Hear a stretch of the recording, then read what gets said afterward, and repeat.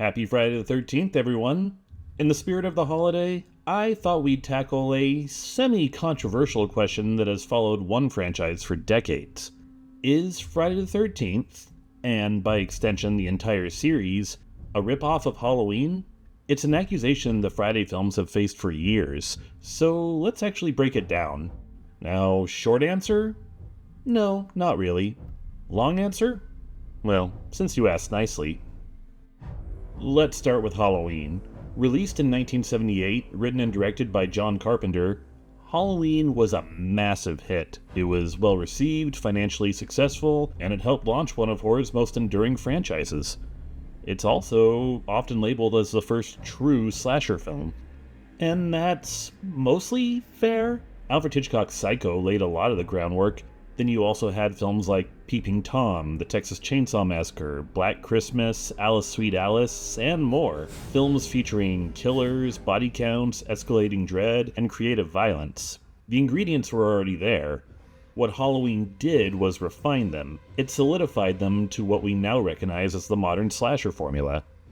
A remorseless killer, a string of mostly teenage victims, taboo behavior like sex, drugs, rebellion, a mounting body count, stylized kills, and an atmosphere of looming, inescapable dread.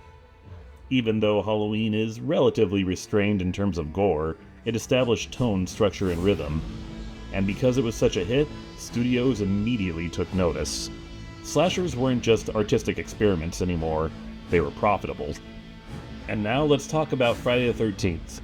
The movie was released in 1980, just 2 years after Halloween, and here's the part that fuels that rip-off argument.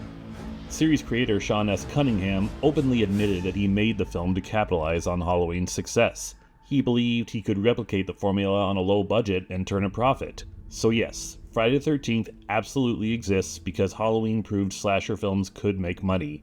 That's not debatable, but inspiration, even opportunistic inspiration, isn't the same thing as imitation, and that's where things get interesting.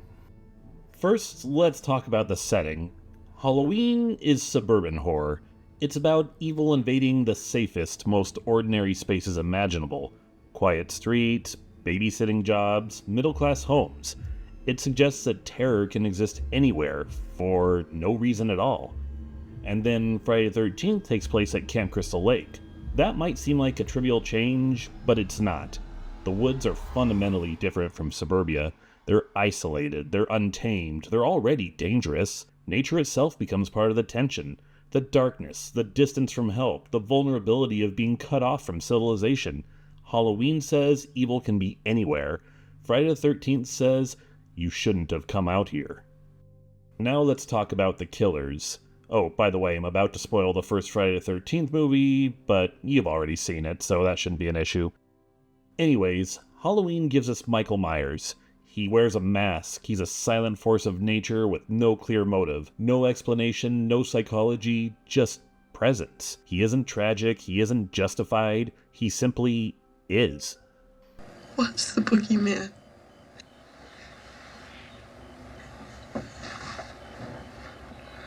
As a matter of fact, it was. Friday the 13th, on the other hand, begins not with Jason, but with Pamela Voorhees. She's a grieving mother driven mad after her son drowns due to negligent camp counselors. She isn't faceless, she isn't silent, she has a motive, she speaks, she emotes. Her violence stems from grief and wanting revenge. Look what you did to him. Look what you did to him!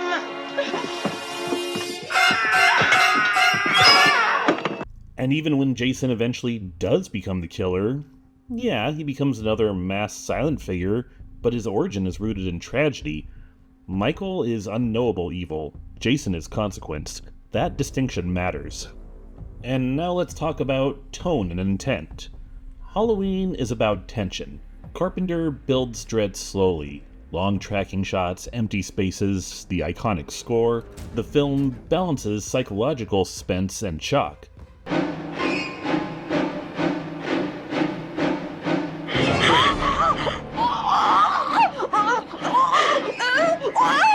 Friday the 13th, on the other hand, is much more blunt.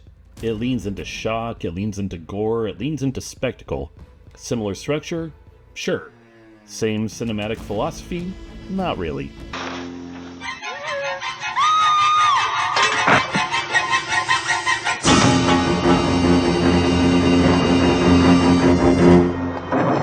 In bigger picture, yes, I will admit that Friday the 13th was born from Halloween's success, but what it did next was arguably just as important. Halloween proved slashers could be artful and profitable. Friday the 13th proved they could be repeatable. So is Friday the 13th a Halloween ripoff? No. I mean, it's a response, it's opportunistic, it's commercially motivated, and again, it 100% owes its existence to Halloween, but it did carve its own identity, a different setting, a different emotional foundation, a different tonal priority, and eventually a completely different cultural footprint. One film refined the formula, the other industrialized it, and horror is bigger because both exist. And because I can't really think of a good way to end this video, here's Crispin Glover dancing from Friday the 13th Part 4.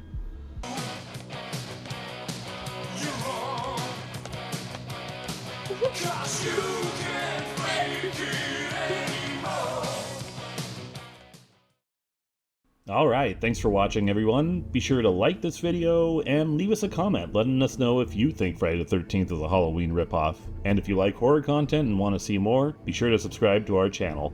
Thanks so much, happy Friday the 13th, and we'll see y'all next time.